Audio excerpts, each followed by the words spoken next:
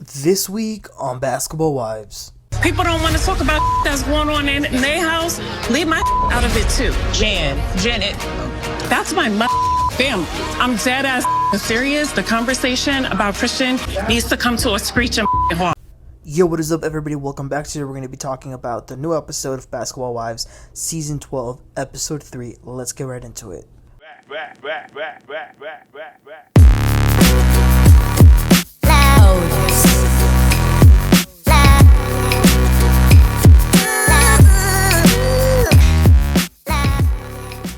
Alright, so we pick up at this obstacle course. Evelyn and Jennifer just got into it. Evelyn brought up that Christian is a felon. So Jennifer says, well, your daughter just had a child with a felon. And Evelyn says, don't talk about my daughter. My daughter. Y'all know how she gets. Keep my child's name out of your mouth. The difference is your criminal is still scamming. He's damn near a basketball wife himself. If I prayed for a man and got that, I would send it back. You're not even married. He's your boyfriend. Well, I mean, Evelyn was just dropping bomb after bomb after bomb. And she says to Jennifer, you're becoming a scammer just like him. And Brandi jumps in and she says, we can't be bringing up children in our arguments. That's not what we do. And I'm sorry. Even though, yeah, I get this whole don't bring up children thing. The main reason that's a rule is because generally children are young. They're kids. But I think this is a little bit different. Evelyn's daughter is a whole damn adult, very much an adult, 31 years old, way older than me.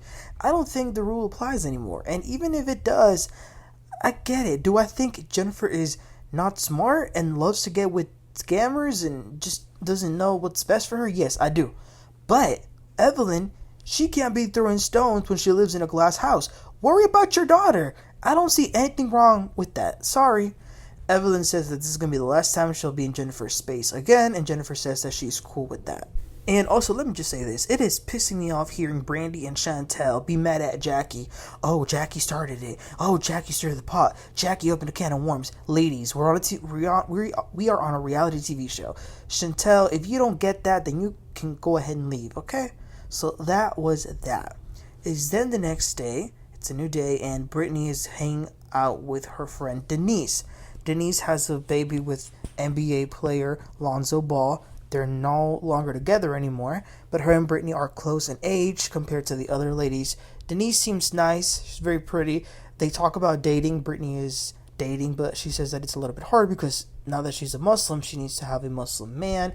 A lot of them are married, so she said that she's getting together with a matchmaker so she can find someone, but I think she might be married already, right?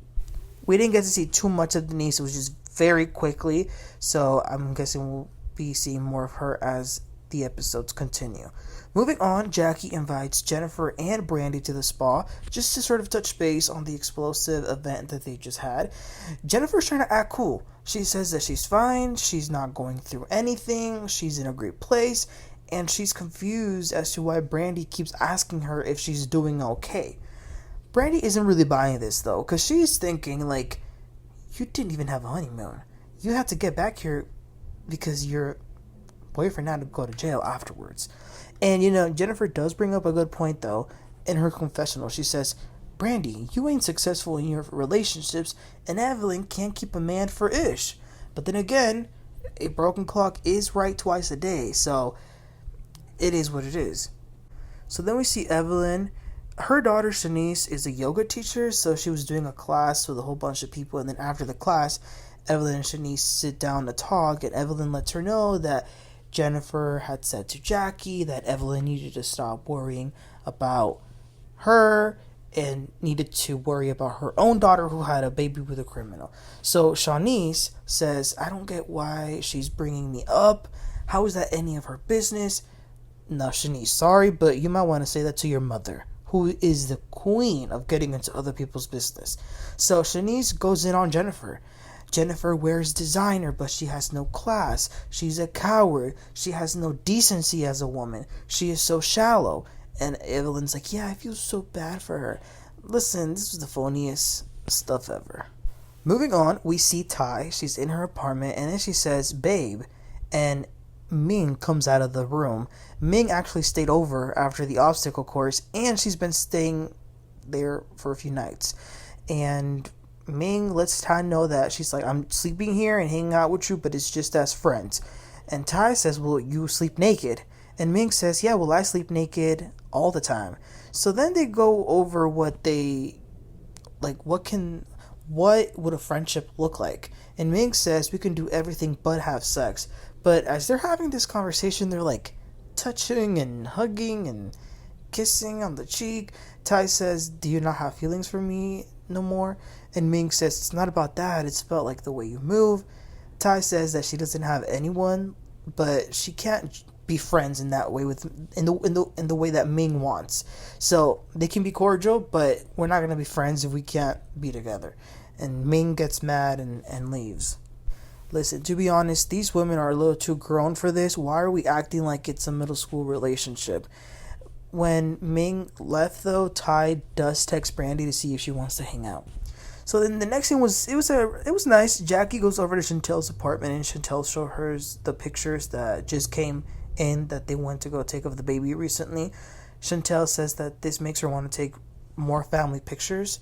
So her husband, she's going to tell him if they can do that, which Jackie hasn't met him, by the way. She really wants to. She's like, when am I going to meet my son-in-law? Because he's coming next month. Chantel doesn't want them to meet, but Jackie's going to keep insisting. They also talk a little bit about the group, the women, since Chantel is still new and getting to know everybody. Ming and Jen meet up after this, because remember, Jennifer brought Ming into the group. So Jennifer's asking her, like, did you have fun at the challenge the other day? And Ming says, yeah, but being around Tai is a lot, and I had to set a line on the sand. And Jennifer says, are you talking to anybody right now? And Ming says that she is talking to somebody. It's a guy. And Jennifer, she feels like Ming wants to be with a man rather than a woman. She says to her, I'm sure you want that D. Jen also asks Ming, like, are you okay if Tai dates other people, though? And Ming's like, yeah, because, like, I know they find her cute. For example, Brandi. So she fills in Jen on what Evelyn told Tai that Brandi said. Ming says that she's still trying to figure out Brandi. Because the other day they rode on in the car together, and she did feel some shady energy. Brandi made a comment about, you got your makeup done. It just felt like weird. And I could see how maybe somebody might think that Ming's overreacting, but at the same time, I kind of get it. Like, sometimes when people do be asking you some stuff, you can definitely feel the energy being shady, and Brandi can definitely have some shady energy. So I can see it. Jennifer says, well, this is my issue with Brandi. When people were in her business, like Evelyn, I stood up for Brandi, and now she's coming at my relationship. So Jen is trying to figure out what is going on with her, because she's like following Evelyn around. She keeps throwing all this shade. She's flirting with Tai. She says that Brandi needs to get it together. So in the meantime, Tai and Brandi go shopping. Brandi's asking, like, so what's up with you and Ming? And Tai says, we're not talking.